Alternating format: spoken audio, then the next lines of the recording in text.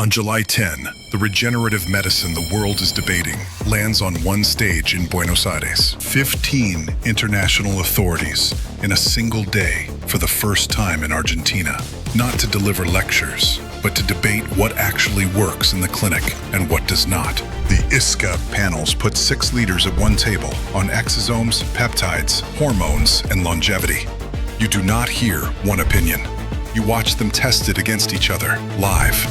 Between panels, keynotes from physicians with thousands of patients and published research. Dr. Greg Jones records his podcast live, and you can join as a guest. The day closes with the MedConnect networking night. Clinics from different cities, countries, and continents in one room. All of it under the academic endorsement of the University of Buenos Aires. 2 ways in, the one-day conference or the 2-day certification with the official ISSCA credential. July 10, Hilton Buenos Aires, Puerto Madero. Reserve your seat with the half scholarship.